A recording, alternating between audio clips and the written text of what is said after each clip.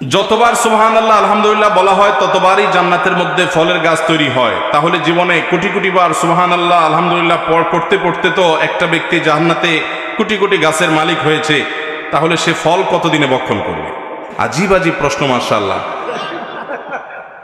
নোয়াখালীর মানুষের মাথায় এত প্যাচ। ভাই, আলামুল গায়েবকে আমরা অনেকে আলামুল হাজিরের সাথে তুলনা করি। জান্নাত এটা কি গায়েবের জগৎ না হাজিরের জগৎ? গায়েব আর হাজির বুঝেন তো, যেটা অদৃশ্য, যেটা আমাদের চোখের আড়ালে, যেটা আমরা দেখি না, সেটা কিসের জগৎ? গায়েবের জগৎ। সেই গায়েবের জগৎ, সেখানে আল্লাহ রাব্বুল আলামিন কি করবেন, কি ধরন হবে, সেটাকে আমাদের এই দৃশ্যমান জগতের সাথে তুলনা করা এটা অজ্ঞানতা। আলামুল গায়েবের প্রতিটা বিষয় হবে আল্লাহর ইলম অনুযায়ী। আমরা এটাকে দুনিয়ার সাথে যদি তুলনা করি তাহলে ভুল হবে। আপনি দুনিয়াতে কোনো গাছে ফল বেশি হয়ে গেলে সেটা পচে যায়, নষ্ট হয়ে যায়, আপনি সেটা চিন্তা করছেন জান্নাতে হয়তো সেরকম হবে। জান্নাতকে দুনিয়ার সাথে তুলনা করাটাই তো ভুল। জান্নাতে আল্লাহ যা দিবেন দুনিয়ার কোনো কিছুর সাথে তার কোনো তুলনা আছে?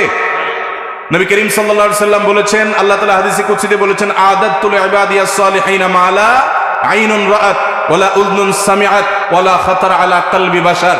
আল্লাহ বলেছেন, আমি আমার নেককার বান্দাদের জন্য জান্নাতে এমন সব নেয়ামত রেখেছি যেই নেয়ামতের অনুরূপ কোন নেয়ামত কোন চোখ কোনোদিন দেখে নাই।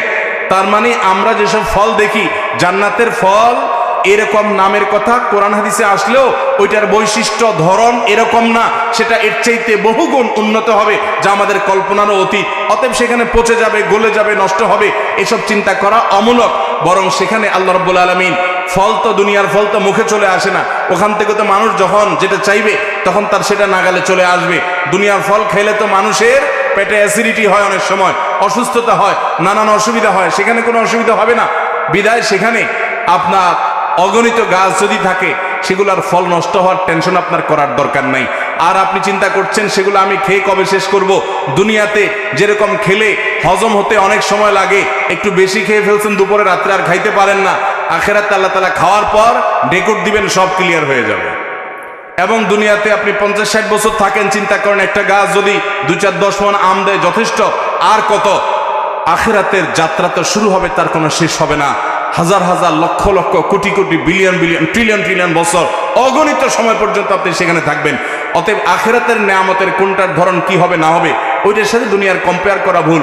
অনেকে প্রশ্ন করেন যে ভাই, আল্লাহ জান্নাতে যা চাইবেন তা দিবেন, তো আমি যদি আল্লাহর কাছে বলি জান্নাতে আল্লাহ আমার বিড়ি খেতে মনে চাইছে, আল্লাহ কি দিবে? তো আমি বলি ভাই, এরকম কুরুচিপূর্ণ মানুষটা জান্নাতে যাওয়ার কথা না। আর যদি যায়ও, তার এই কুরুচিটা থাকবে না। অতএব অদৃশ্যের জগৎ, আল্লাহ সম্পর্কে আমাদের অনেকে এরকম প্রশ্ন করি আমরা, যেগুলো আমাদের সাথে তুলনা করি।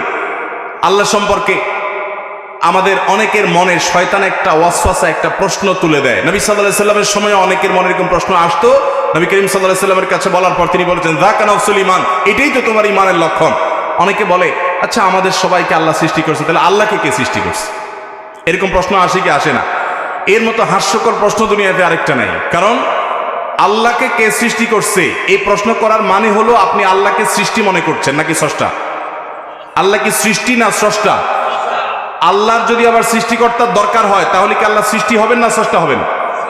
তাহলে তো সৃষ্টি হয়ে যাবেন, কারণ তার এক স্রষ্টা খুঁজতেছেন আপনি। তো আল্লাহ তো স্রষ্টা, আল্লাহ তো সৃষ্টি না, তার আবার সৃষ্টিকর্তা কোত্থেকে আসবে? যার স্রষ্টার প্রয়োজন হয় সে সৃষ্টি হয়। আল্লাহ যদি, তার যদি আপনি আবার স্রষ্টার কল্পনা করেন, তাহলে সেক্ষেত্রে আল্লাহকে তো আপনি খালেক মানলেন না, তিনি তো স্রষ্টা হলেন না। সবাই যদি সৃষ্টি হয়, তাহলে স্রষ্টা হবে কি? আল্লাহ তাআলা আমাদেরকে এই সমস্ত অমূলক প্রশ্ন, শয়তান যেগুলো আমাদের মনের ভিতরে সন্দেহের দানা তৈরি করার জন্য সৃষ্টি করে, সেগুলো থেকে আল্লাহ তাআলা আমাদেরকে পানাহ দান করুন। এই জাতীয় বাজে প্রশ্ন, বিশেষ করে যেগুলো অমূলক এবং কুফরি, আল্লাহ সম্পর্কে বাজে চিন্তা, সম্প্রতি এরকম প্রশ্ন শত শত আসছে আমাদের কাছে যে আল্লাহ সম্পর্কে বাজে চিন্তা হয়। আল্লাহ সম্পর্কে বাজে চিন্তা হওয়া লক্ষণ ভালো, এর মানে আপনার মধ্যে ঈমান আছে। শয়তান সেটা আপনার থেকে হরণ করার চেষ্টা করছে। যে ঘরে সম্পদ থাকে ওখানেই চোর যায়। এই জন্য আল্লাহর কাছে শুকর আদায় করবেন, আর আউযু বিল্লাহি মিনাশ শাইতানির রাজিম পড়বেন। বাম দিকে প্রতীকী থুতু নিক্ষেপ করবেন 3 বার। আল্লাহ তাআলা ইনশাআল্লাহ শয়তানের ওয়াসওয়াসা থেকে পানাহ দিবেন। আল্লাহুম্মা ইন্নী আউযু বিকা মিন ওয়াসাওয়াসিক, আল্লাহুম্মা জাআল ওয়াসাওয়াসা কলবি খাশিয়াতাক। আল্লাহ আমার মনের বাজে জল্পনা কল্পনাকে আপনার ভয় দিয়ে পরিপূর্ণ করে দিন। দোয়া পড়বেন।